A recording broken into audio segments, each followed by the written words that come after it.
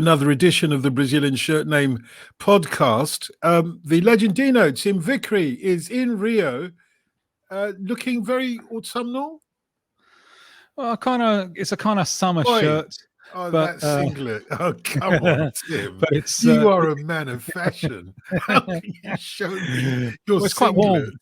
It's quite warm out there, and it's kind of whatever. Italian style of wearing the shirt open with the singlet. And If you were Marlon Brando, yes, I agree. In The Wild One, I agree. But we've moved on since then. Yeah, we have. Grey hairs and all. Grey hairs and all. Indeed. Ain't that the truth? Yeah. So we're talking about a game, and we're talking about this game. Yeah, we really have to? Really, particularly after yesterday's result at, what do you call White Hart Lane nowadays? Do you call it? Because I still call it White Hart Lane, you know? I still call it White Hart Lane. Yeah, exactly. Tottenham Stadium doesn't work for me. I was trying that yesterday, and it was doing my head in. The Tottenham Stadium in Tottenham. No. Let's be cleverer than that. Let's be a bit more poetic. So it's still White Hart Lane, which has a certain poetry to it. Why they would think of changing that name, I have no idea. Well, because they want to sell it, don't they? They want naming rights and make money from the kind of naming rights debate. For me, it works if they pay all of us for referring to the stadium like that as well. Yeah, likely story. If they don't do that, it's going to be White Hart Lane. Yeah, well, it will be. I'm not carrying around an advertising hoarding for, I don't know, American Express or something like that. Whatever. For free. Doesn't work like that, Tim. It does not work like that. Should. But hey, one day it will. Yeah, it should. It should. But it's funny that the game that we're looking at today is a replica of the game yesterday as we speak now. We're speaking on Monday, the 29th of April. And it's Tottenham versus Arsenal. Similar circumstances, but we're going back to the 3rd of May, 1971. Very, very, very close to yesterday's game then, except for the 53 years that have passed since then. That's a shock to me when I think of the 53 years. First of all, because I know both squads so well. Yeah. You're thinking, hang on, it wasn't 53 years ago, was it? Oh, but it was, yes. 53 years ago. My goodness gracious. But Arsenal were ruling North London even then, and so they are still now after yesterday's result, Tim. Well, yeah, I suppose really the game we're looking at, 3rd of May 71, it's a souped-up version of what happened on April the 28th, 2024, because there's even more at stake. This is not just a game where Arsenal have to win in order to keep in the fight with Man City. This is the game. It's Monday night, and this is the game where Arsenal can win the league title.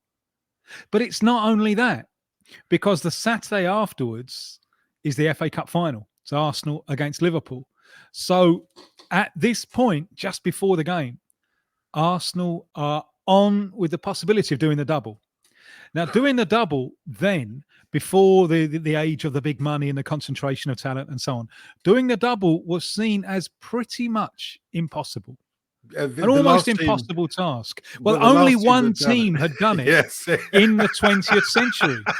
I knew you were coming for that. Indeed. I knew you were coming for that. And that was Tottenham. So that was the advantage that Tottenham were always going to have over Arsenal. Always, in perpetuity. Double winners. Yes. You'll never sing that. And here they are at the gates of paradise. And the team with the possibility of closing the gates of paradise on the invading red and white shirted barbarian hordes are Tottenham. I mean, honestly, you couldn't have scripted it. You really couldn't. So it's absolutely dramatic. It's on a knife edge. And I vaguely remember this game. The first game I ever watched was on the Saturday, a few days afterwards, when it's Arsenal against Liverpool in the FA Cup final. So, but I vaguely remember the hubbub about this game. And what makes it bizarre is that the rules at the time weren't goal difference. Right? Goal difference is easy. We've scored 50 and conceded 30. We're plus 20 and so on. No, goal average, where the amount of goals that you score is divided by the amount of goals that you conceded. And that leads us into the labyrinthine layer of mathematics. And it meant, bizarrely enough, that Arsenal would win the title. Leeds had already played all their games, and Leeds are in first place. It's a bit unfair on Leeds, really, the fact that they've already played and Arsenal still have this game to go. So the situation is Arsenal win the title with a win, and they win the title with a 0-0 draw. But any other draw, and they don't win the title, because then they've conceded a goal, and that goal average works against them. It's absolutely bizarre. You wonder how. Great. It's great, mate. For the physics of the game, this is amazing. It's not mathematics as far as I'm concerned, because the physics of the game is divided between Arsenal and Tottenham. So Tottenham cannot allow a nil-nil can't draw. Happen. No, a 0-0 draw is fine. No, a 0-0 draw is fine for Arsenal. Yeah, we can't allow a 0-0 draw. Yeah, you can't allow. Tottenham cannot allow a 0-0 draw. Tottenham have to score. They have to score. Yes. Come on, just one little goal past Bob Wilson. Yeah. The Bob Wilson you're talking about. The Bob Wilson. The Bob Wilson who a few days later. Yes, I was going to say. I think they called him schoolmasters in them days, didn't they? In those days, probably did. Yeah, I think he was a schoolmaster, and then went on, of course, because he spoke such good English. I think he was an English teacher, if my memory serves me right. Went on to broadcast for the BBC, sports-wise. Yes, he did. Yeah, and a few days later, that first goal I ever saw live on TV, he got done at his near post by Liverpool. Yes. Liverpool went 1 up. And I'll always remember this. It was Kenneth Wolstenholme. It was the last FA Cup final that he commentated on. And Highway has sold the dummy to, pause, Bob Wilson. And I don't know why, but I always loved that pause, that kind of dramatic pause. Why couldn't he have let one in at his near post this day? Not much to ask for, is it, Bob? Yeah. Well, he probably says, no, it's too much to ask for. How did the game pan out, though? Because it seemed a very fair game. It was 0-0. Do you remember? Yeah. Do you remember the game? Because somehow they managed to cram over 50,000 in the pokey little over White Hart Lane. 50,000 out as well. That's the exactly. Challenge. Yeah. So, I mean, these are your streets that 100,000 people plus are invading. Do you remember it? I don't remember the game. Not everything. I'm pretty sure we had a telly at that point, but we may not have had a telly. Yeah, but it's not on the TV. You ain't going to exactly. But around the area, I mean, it'd been going on for days. The whole neighborhood was just packed with people. When you realize there's like a 10 or 15% increase in the population of your neighborhood, you know that something's going on, but also all the bunting as normal, like an FA Cup final, started to be hung out. I went down Tottenham. I didn't go to White Hart Lane, but I went to sort of like Tottenham Green area on the night. I'm pretty sure it was the night, it could have been the night before. And that was just rammed full. It was like a carnival already building up there. You knew something was happening. And loads of my friends from the area as well went there. I remember that as well. So the result was a disheartening feeling for most of the people on my side of Hermitage Road. Yeah. You've read about the Battle of Hermitage Road, haven't you? I have, yes. It's in a very fine book called Effie's, available from all fine booksellers and others that aren't so fine that will take your money anyway. It is a very fine book. I'd have to agree with that. Yes, I'd have to agree with that. But no, but those are the circumstances that I was in. That's where I lived at the time. And I remember let's have a talk about it for a minute, because so many of the fans already, this is by 1971, so many of the fans have moved out. A lot of them have moved out my way, Hemel Hempstead. Loads. There's been a lot of Hemel, although Hemel Hempstead is northwest. A lot of people came from northeast London and moved out that way, and so a lot of people had moved in, such as yourself and large Greek population and so on. Greek Cypriot and Turkish Cypriot as well, by the way. And how did that play out? Did the people moving in instantly identify themselves? As a means of knitting into the local community. Did they instantly identify themselves with either Tottenham or Arsenal? The Greek Cypriots and Turkish Cypriots, what I remember very distinctly, and I think I mentioned this to you before, there's a strip between strip of green lanes between Manor House and Turnpike Lane tube stations. That strip was called Little Cyprus. Probably there would be 20 different storefronts that were like just somewhat mysterious. They just had drawn curtains, and it would have something like Pathinaikos FC, and there were just gambling clubs behind it. But the name of the home team that they remember, they brought with them and called their. But they still have them, because I remember them vividly. All those Turkish names and stuff. Exactly, that was the first time. They've gone because the Greeks and Turkish Cypriots have moved a little bit further north now, from Palmer's Green, Southgate, as far as Enfield, indeed. So the people that run that little strip now tend to be Kurds, Kurdish, Turkish Kurds, pretty much, the whole strip now. And it's a different community. And the businesses, it ain't like the old days where you could have 20 different storefronts that were taken over by gambling clubs, because now it's a really sort of trendy restaurant area, and it's not surprising, like a Mediterranean strip, if you like, in North London. But anyway, what the point I was trying to make is they brought their football culture with them to Haringey, and when they arrived, they were either straight away supporting mostly Arsenal, and then lesser so Tottenham.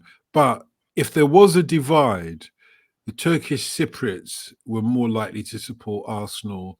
This has always surprised me, because the Greek Cypriots, Tottenham, and Arsenal are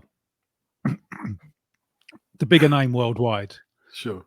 Because I think a lot of that has to do with Herbert Chapman and the 30s, but the kind of mid-50s and the 60s belonged much more to Tottenham than they did to Arsenal.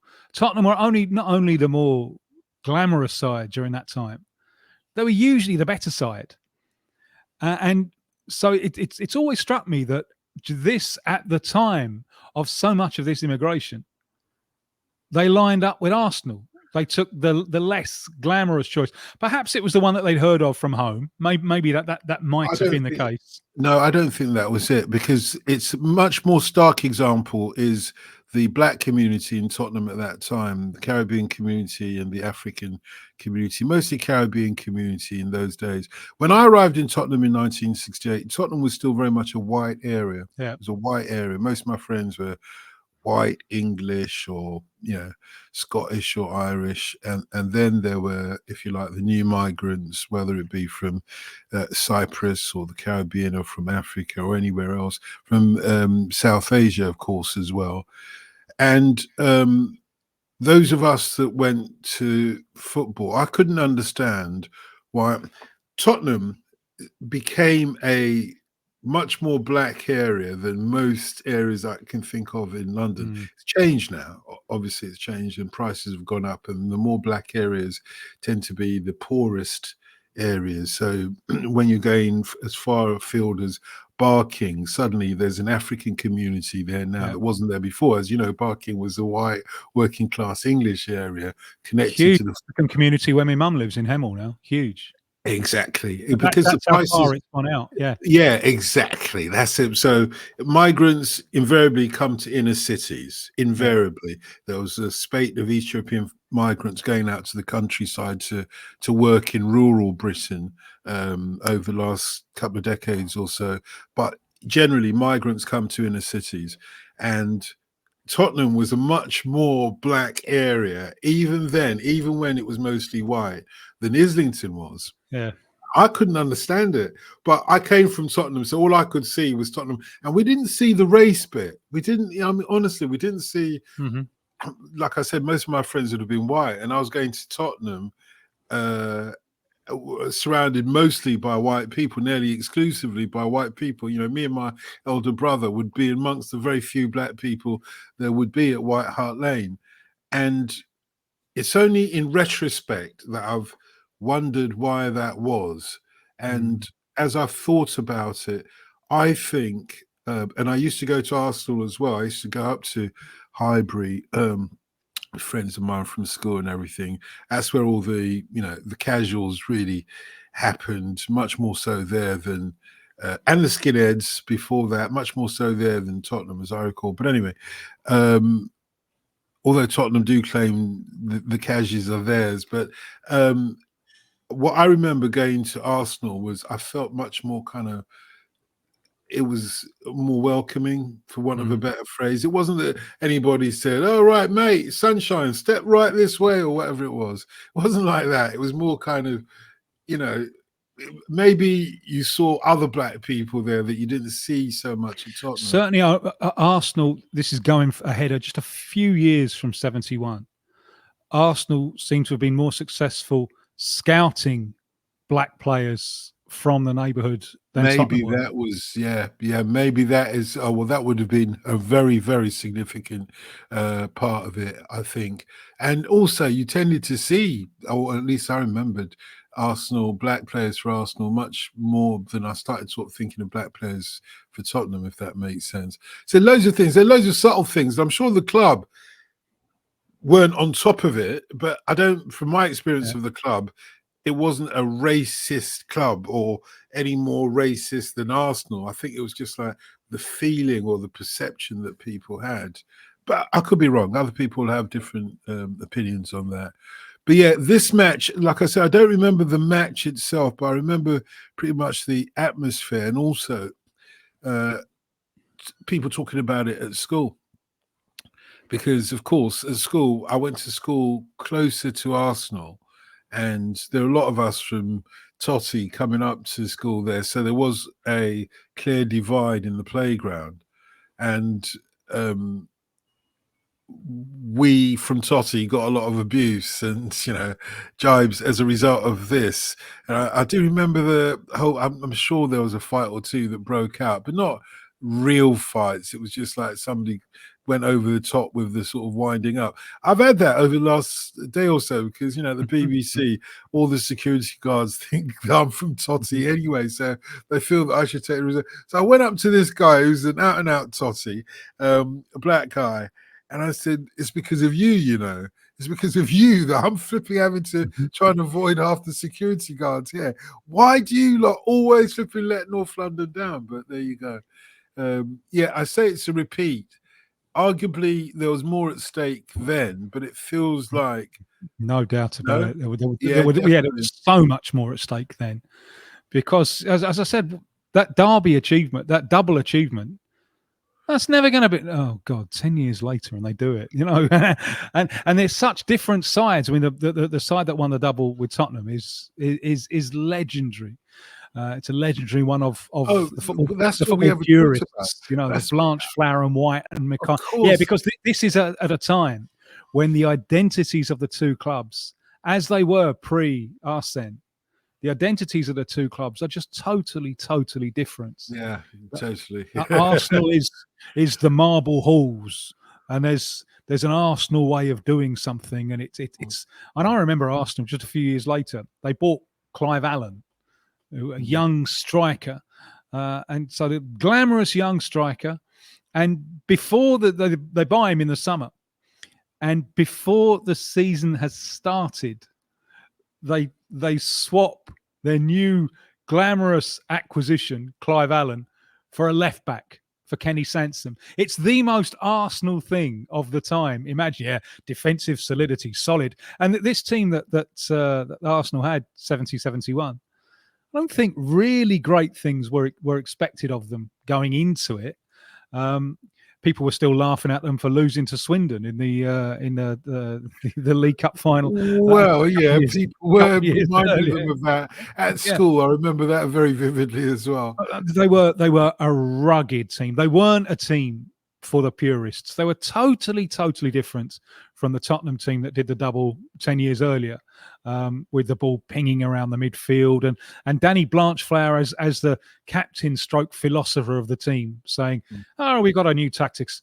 We score a bit up before the other side has equalised." It's brilliant, And Blanchflower's just a legend. The Tottenham side, the Arsenal side. In fact, both sides on this day, May the 3rd, they're nearly at full strength, but they're missing one piece. Tottenham are missing your old mate Mike England, who's central defender. Big central defender, which I think is important in the goal. And Arsenal are missing the man who, for me, more than your Charlie Georges and your Bob Wilson, the symbol of that side is Peter Storey. Now, Peter Storey was the midfield anchor man, who he had no great talent, but he could run and he could mark and he could kick. And that the Peter Storey philosophy was, if it moves, kick it. If it doesn't move, kick it until it moves, and then kick it some more. And so, like the symbol of the Tottenham side that had done the double 10 years earlier was Danny Blanchflower, who never made a tackle in his life, I don't think. The symbol of the Arsenal side is Peter Storey, who was destructive. I remember just my old man hating him, thinking Peter Storey was everything that football shouldn't be. So there's such contrasting styles, and surely this lot aren't going to battle their way to the double. Surely, so it's not just a battle between two football teams who happen to be close. It's a battle between two philosophies, two approaches on life. And it's a battle that takes place. Look at the pitch. Now, we unfortunately we don't have many clips from the game surviving, but this is in May at the end of the season when it should be a little bit sunbaked. Look at the state of the pitch. There's no grass in it at all. It's just mud. Yeah. It's amazing, actually, when you look at the lineup. I'm looking at some of these names. All of them still legends, 50 years on. You think about names like Pat Jennings in goal for Tottenham, Bob Wilson in goal for Arsenal, Pat Rice, defending left back for right back. Arsenal. Was he right back? Okay, apologies. Bob McNabb was left. But I can't remember Phil Beale so much, but jokingly. Yeah, Phil Beale was, I think, probably playing because he was either the partner for Mike England or a kind of deputy. I think it's Phil Beale and Peter Collins at the heart of the defence.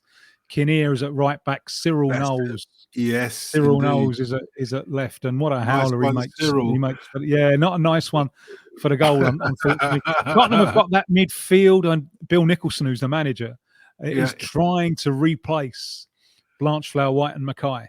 That's been his quest for years and years and years, and there's high hopes of this midfield, which is Mallory, Peters, and the young Steve Perriman. And then you got a winger, Jimmy Neighbour, a little bit of a lightweight, and Martin Chivers, who on his day was a magnificent centre forward, and Alan Gilzine, who was a very, very cultured player. So it's a good side. But that Arsenal side, they've really got the bit between their teeth. And it's that thing of sides that have gone on a roll, and they've acquired the confidence together, and they really are a team. They've all won each other's respect, when they look around the dressing room before the game. And Bob Wilson talks about this because he came from a different class background to so many of the players, and he had another job. When he steps in, he's got to win them over. And that wasn't easy, And Bob Wilson could be almost suicidally brave as a goalkeeper. And a lot of that was him. He was trying to win the respect of his teammates. And you got Frank McClintock, the Scottish veteran. Hard man. Yes. Well, not just Frank McClintock. When I look at that forward line, John Radford and Charlie George on the same. And Ray Kennedy. Ray Kennedy is the young striker. It's his first season, Brilliant player, Rakin. Fantastic player. Later on, when he went to Liverpool, he became a midfielder. And Liverpool had a look at him. They bought him and had a look at him, played him up front at the start, and then thought, you know what? This fella can play midfield. He had a beautiful left. He had a wonderful left foot. And so that's what he ended up doing, and had some real glory years with Liverpool in that position. But at this point, he's the young striker. It's him and John Radford up front. Now that is a physically imposing pair. You've got George Armstrong on the wing, and Charlie George, as you say, as the kind of attacking midfielder who was pure Islington talent, wasn't it? Even in the most desperate Arsenal sides, the most horrible Arsenal sides, there was always talent there. And Charlie George, what was it in this side? You can't have a team that's never been relegated, with all due respect to Tottenham, but even a team like Everton, I don't think they've ever been relegated. Yeah, although Arsenal did buy their way in after the First World War. You can say whatever you like, but they maintained it. Yeah, they finished in the season before the First World War. They finished 5th in the second division. Yeah, and somehow after the war, there's a vote, and somehow they get promoted to the first division after finishing 5th. And the side, because the first division is expanded from 20 to 22, and Tottenham had finished 20th. So Tottenham are relegated, but then they decide to expand it, and for some reason, the team that finishes 5th in the second division are promoted, and the team and Tottenham are relegated. It's no wonder that the two clubs just don't get on that well, is it? It's no wonder. And by the way, you're the person who rails on and on against VAR, so we can't turn to VAR to ask them if this was a. What do you think? A sort of like what do they call it? A something job, and it's not an inside job. What was I was at a wedding the other day. I'll tell you the story. And this is a big church. It's all very, very plush. They've come back. It's a Brazilian couple. They've come back from Paris to do this, and they spent a fortune. Why they're doing it, I don't know. And there's this moment when it all goes quiet. We've had the speeches, we've had the vows, and it all goes quiet. And thankfully, I managed to restrain myself, and I only said it to my family around me. But I said to them, because the urge was just to yell it out. Maybe VAR's having a look.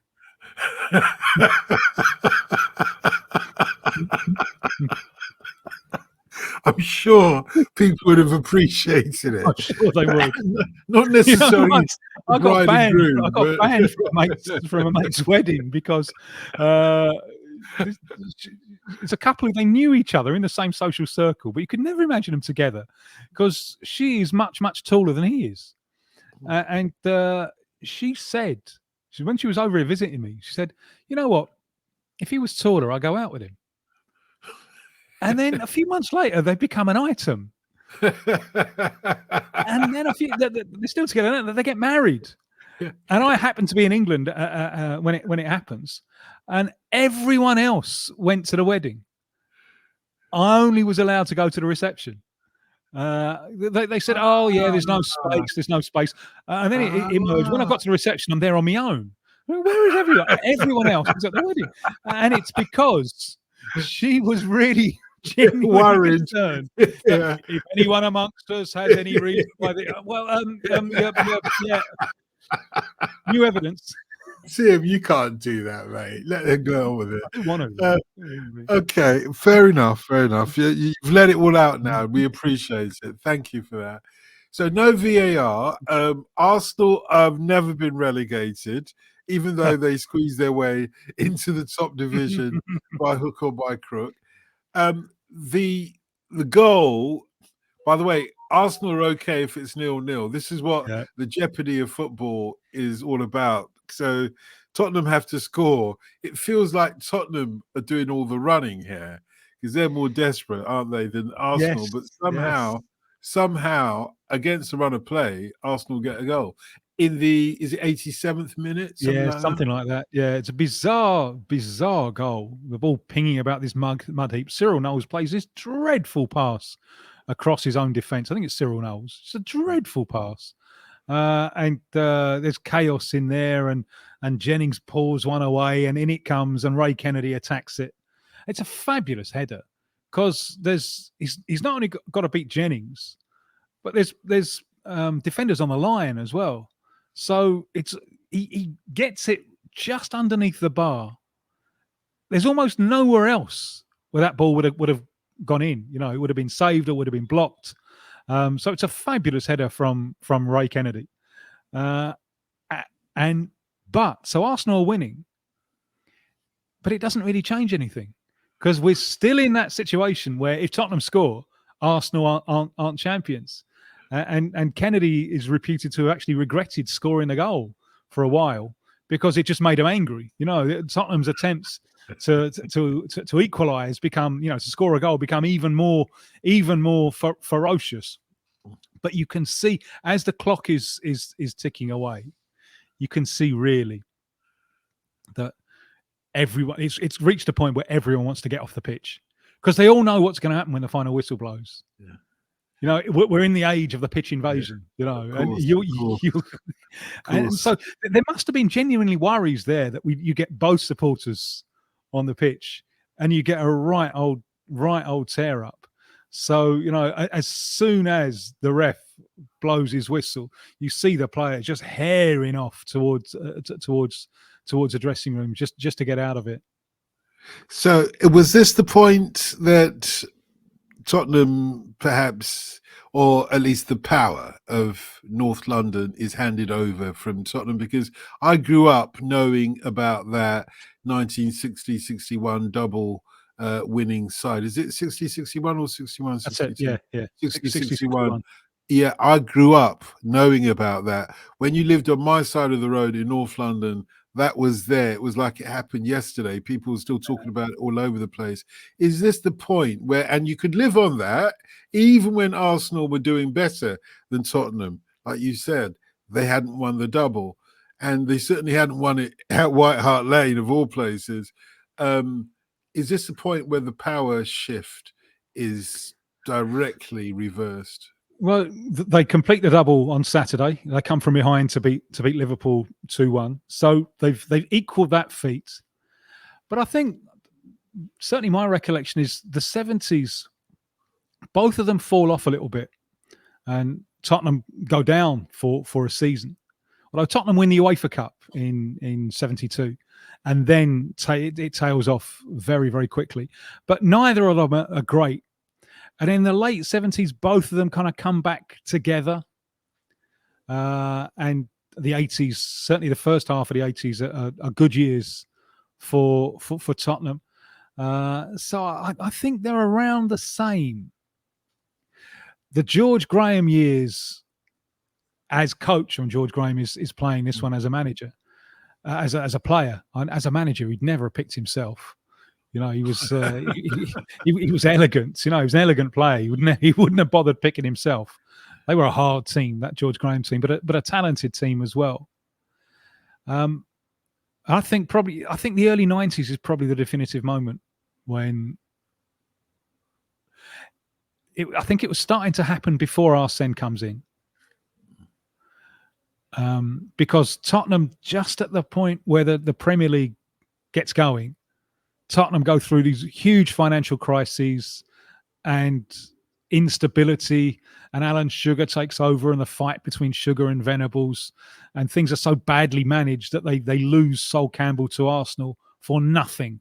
And maybe that's a symbol, because Campbell has come up through the ranks, loved working with Venables, and when that's gone, and he sees his future at Arsenal, and it turned out for the point of his career, it turned out to be a very, very good decision indeed. Although, he has to live with the consequences of that. I think maybe Sol going to Arsenal is a moment.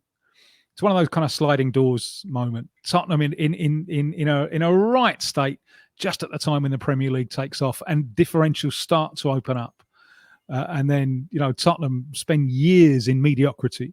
It's been a long time coming back. You thought maybe 3 or 4 years ago that it was about to invert again. that Tottenham had overtaken them. You know, the new stadium, which is better than their new stadium. Although I think, the Emirates is thoroughly respectable. And you thought that Tottenham are on the verge, but it hasn't happened, has it? And why is that though? Because you're absolutely right. Going back 5 years, I was taken 5 years ago or so. Was it 5, 6 years, maybe even ago? I was taken on something of a tour around the new White Hart Lane, and in fact, they asked me to go and do a thing there where I was speaking to a lot of the kids in the academy. You know, the Tottenham Academy they've got next to it. I was so impressed. I was so impressed. So this is before the stadium opened to the public. I was so impressed. I thought, like you did, well, yeah, things are going to change in North London. First of all, they dominate the landscape, as you can see, that part of North London. I'm not saying that's a good thing necessarily, but it's a fact. So we get on with it. And they've got the opportunity to make a real difference in that area, and they tried with the academy, etc., and with some of the people they employed. I could see what their thinking was, but it hasn't happened in terms of on-field success. Well, it hasn't happened in terms of winning any trophies. We know that, although getting to a European Cup final ain't no mean achievement. It's pretty decent if you think about it. And it hasn't happened in terms of overtaking Arsenal. In those two respects, it hasn't happened.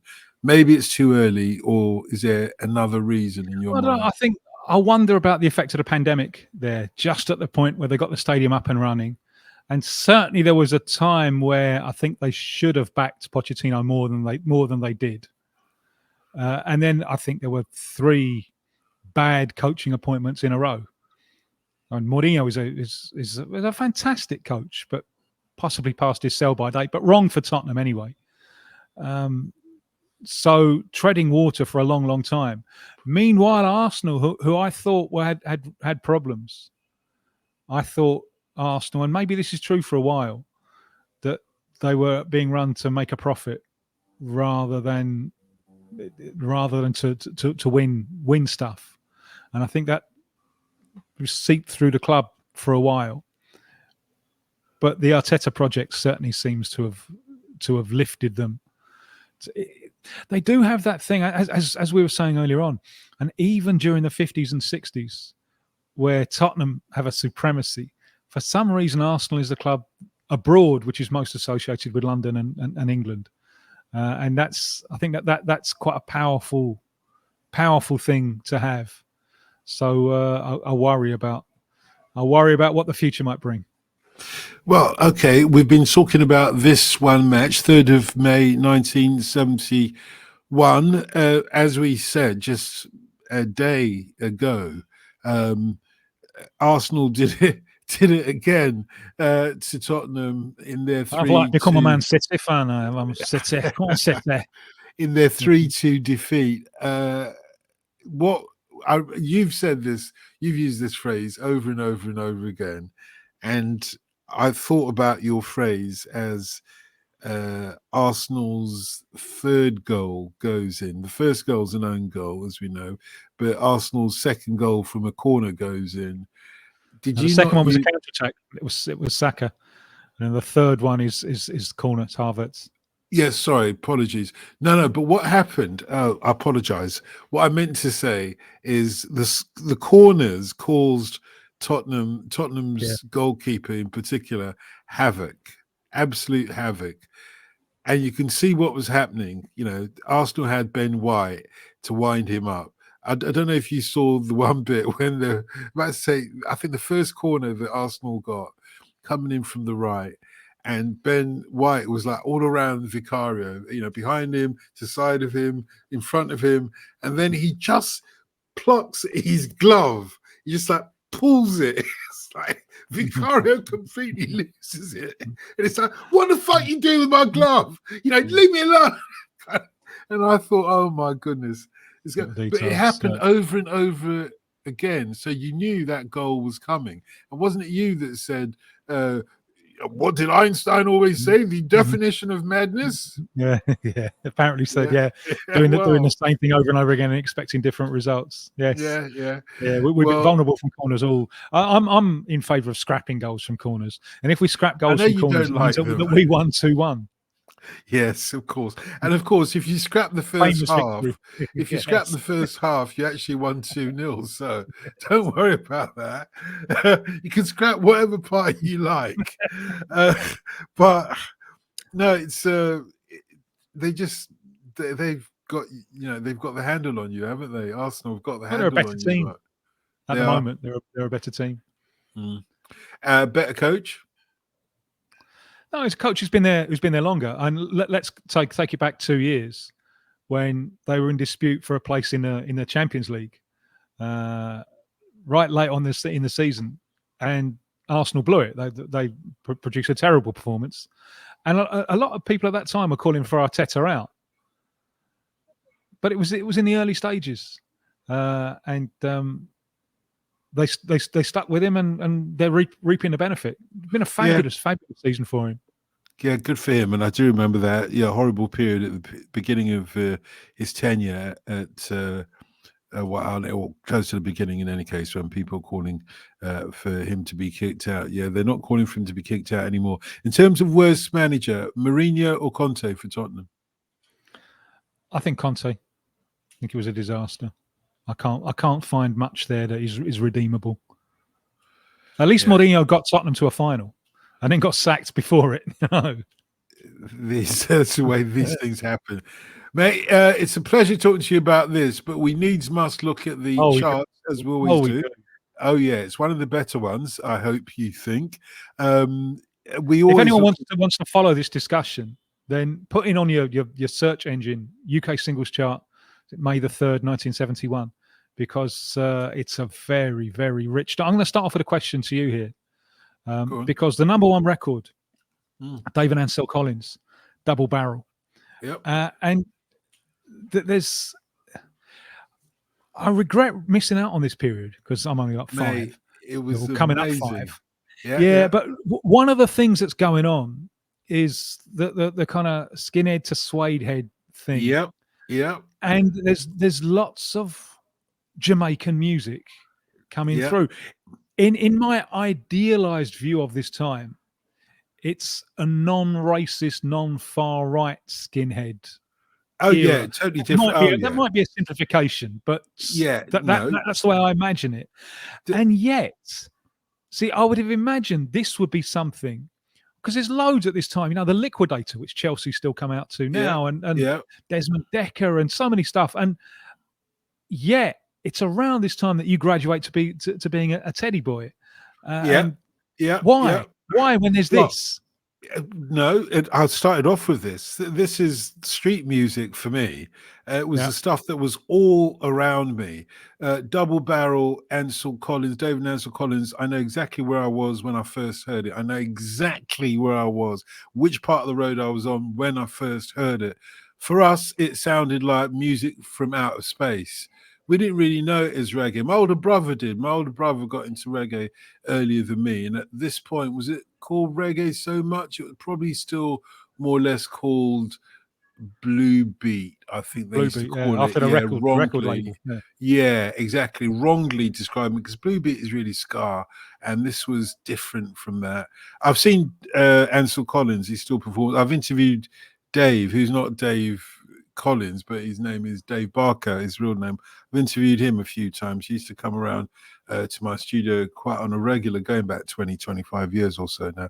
But Ansel Collins, he played at a gig that my missus used to hold, this Lovers Rock lounge that my missus used to do, and he was amazing, because he's probably, when he did that, which been maybe about 10 years ago, he's in his 70s at that point, wearing a slim mohair suit. He's very slim, tall geezer, really handsome. Oh, very, very. You'd have approved of his outfit, and wearing a sort of pork pie hat on top, and playing the keyboards one-handed and moving around with it. He was amazing. He was absolutely fantastic. So I would always recommend going to see Ansel Collins if he can still do it. But this was the street music, the sound, if you like, of street Tottenham, of the kids. This is what we were listening to. We're listening to Double Barrel on the one hand, Knock 3 Times, just because it was one of those. It's a shit song at number 2 by Dawn, Tony Orlando and Dawn. A real shit song. But it was one of those things. If you're 10, 11 years old,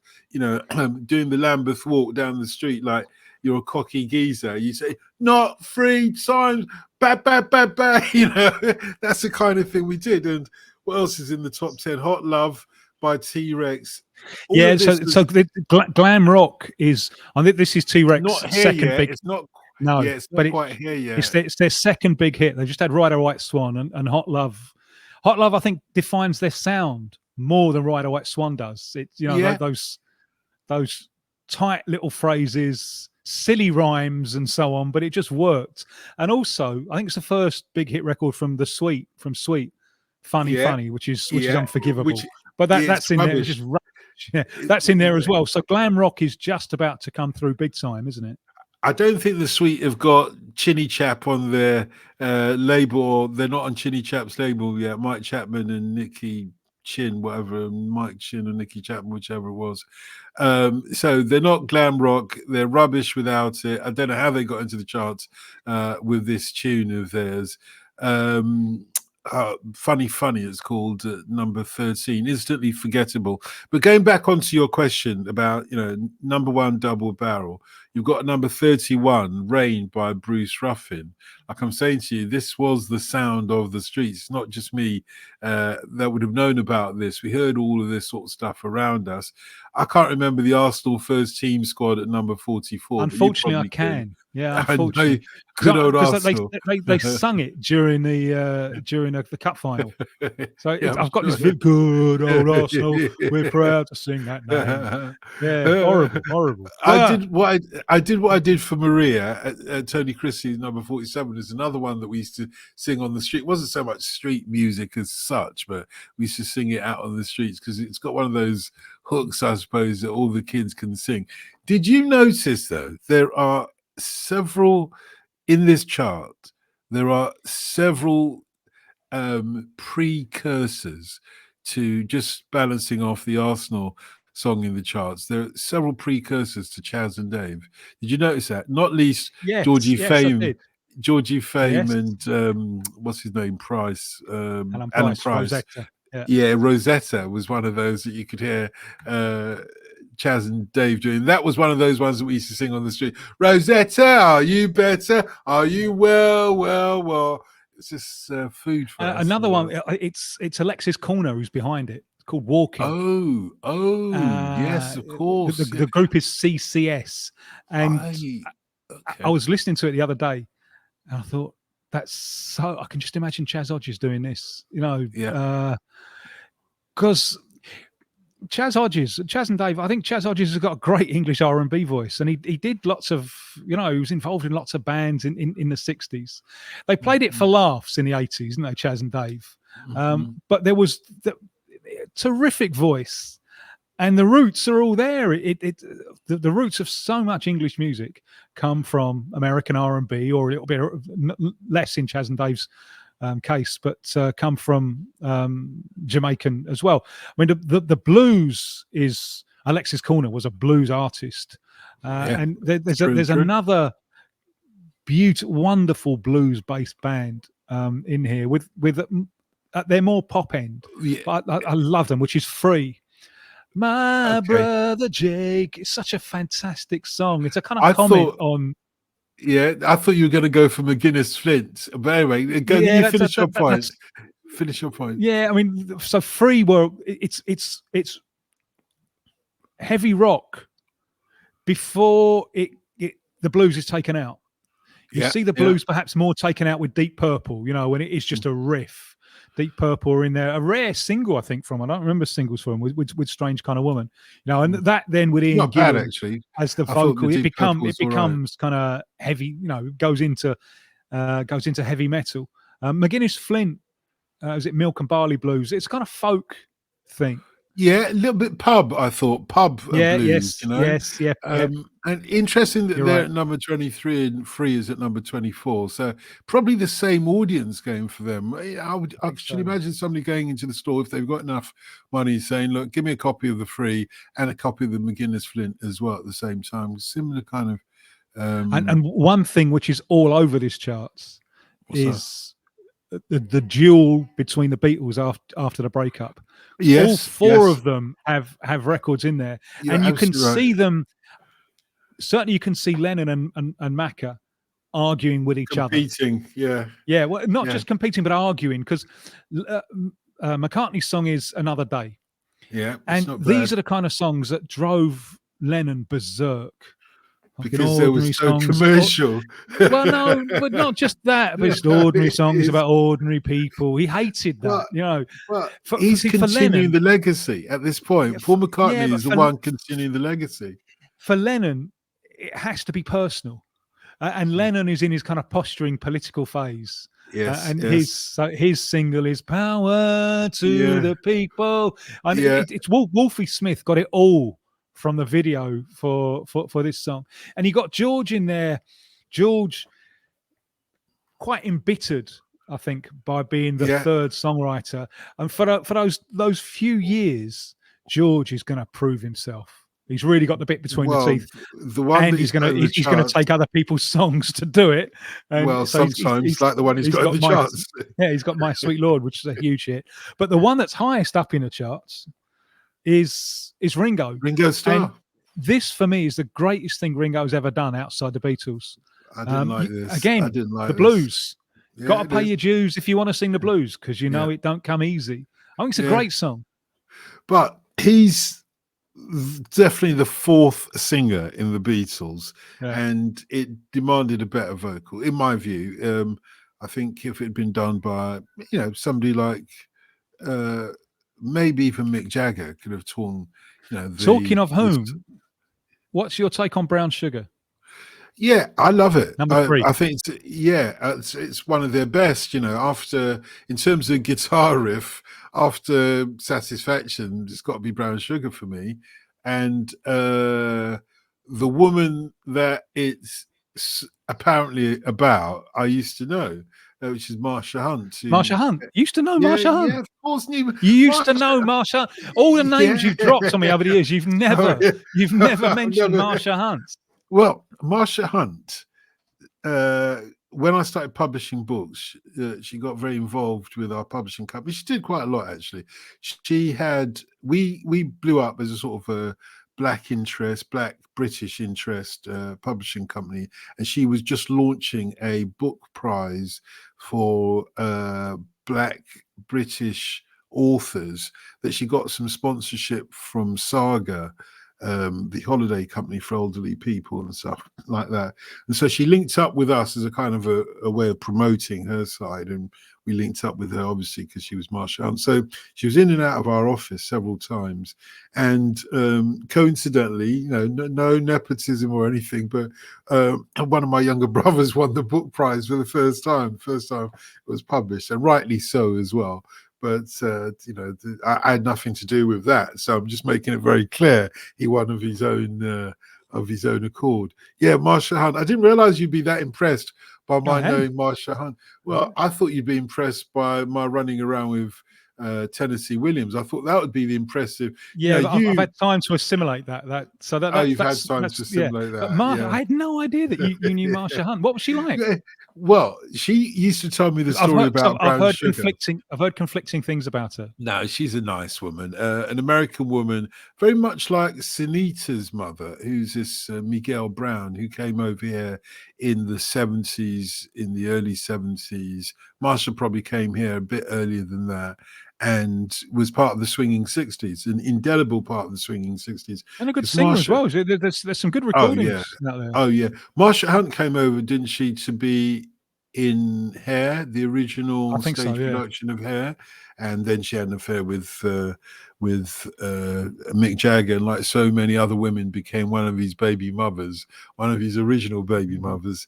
And but she used to say, I thought she was a really nice woman, very personable woman, and clearly, she said once, she said, yeah, because she was living in Ireland at that time, and so she'd fly over to London, and she came over and she said, yeah, can you believe, when I was coming, the taxi driver had the radio on and they were playing Brown Sugar.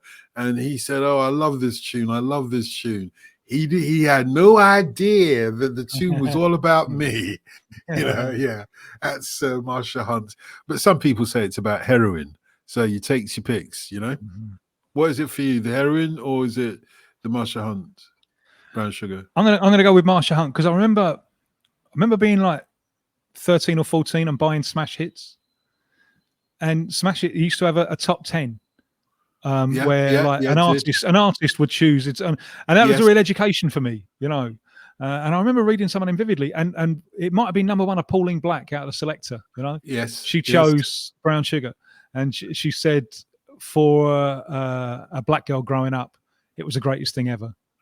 Yeah, I bet it was actually in that respect. I mean, sometimes it's like that, the white guy does. I'm not sure they do it anymore, do they? Has it been deemed controversial? Yeah, maybe you're right, actually. I haven't thought of it like that. Probably it is, that the idea of a white guy celebrating black womanhood in that way.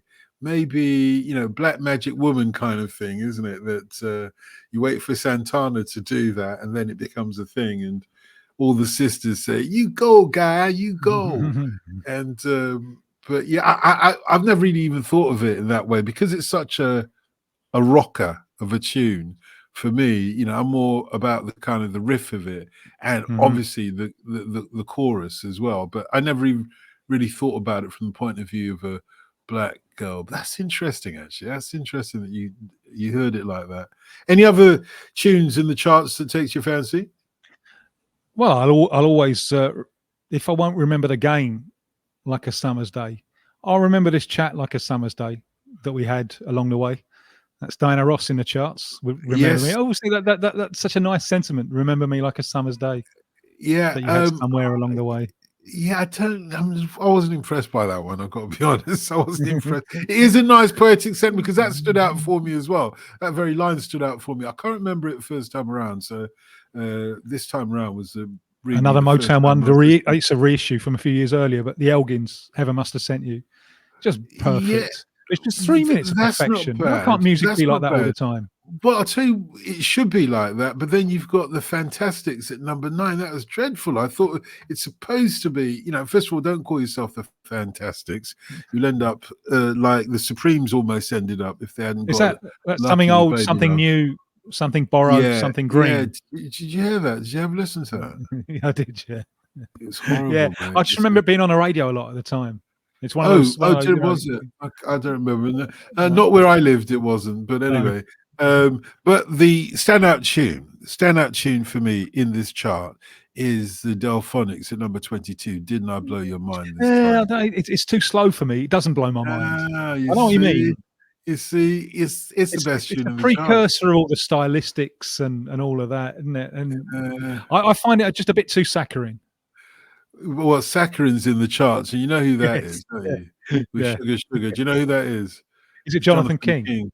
Yeah. Anyway, I think he's been cancelled, so it's a shame we can't talk about him. Well, it's not a shame at all, actually. It's dreadful, dreadful, dreadful cover. And that's about it from us, I guess. Not bad. I beg your pardon. I never promised you a rose garden, mate. Indeed, Lynn Anderson's in the charts with that. There's some fantastic stuff. Just think how vibrant all of this music scene was in May of 71. I know there are some people who hold this up as the greatest year. I wouldn't share that. I've got other years that I prefer musically, but it certainly is. There's so many things going on in so many different genres. Good time to be young. Right. Yeah, I think you're absolutely right. I think if you don't understand the context of the times where this huge explosion of music is starting to emerge, and also we're looking at another musical genre as it's about to blow up, this thing with the glam rock that you mentioned, we can actually see the joins with the groups in the charts that will become glam rockers afterwards and so on. This is a vibrant time and there are reasons for that. There are reasons for glam rock, which to a certain extent was a rejection of the the dominance of groups like Deep Purple in the charts, who were not charismatic and not interested in charisma. They weren't populists, were they? They didn't want to sell singles really, and Led Zeppelin didn't release singles. And remember, theirs is from an era before the video image was compulsory and powerful. So they didn't know how to sell to an audience. I look at some of these groups on Top of the Pops, and dear old Top of the Pops is still responsible for giving us the only views of many of these great artists performing their big tunes live. If it wasn't for Top of the Pops, it would have all been lost, as it was for the generation prior to this. And suddenly you see people dressing up, as it were, to perform on Top of the Pops, and it makes a difference to the tune when you understand that. I felt sorry for Mark Bolan when they were doing Hot Love. I don't know which director dreamt this up, but they sort of had Mark Bolan's stage not at the forefront, but in set, back a little bit, and then they brought these Pans People girls in front of him, so he was behind them, and he was tiny anyway. He was tiny, miming to Hot Love, and I just thought, so disrespectful, man. You bring these girls to come and dance. I'm not trying to be funny, but it was out of order. I was so angry for Mark Bolan when I saw that. But he was Stoke Newington, wasn't he? Wasn't he Stoke Newington? He was, He's probably an Arsenal fan, so he deserved it. I suppose he's a Tottenham fan. Then it's a scandal and an outrage. There you go, mate. No one said life was fair. Yeah, exactly. VAR. Tim, it's been a pleasure as always, mate. I look forward to the next one.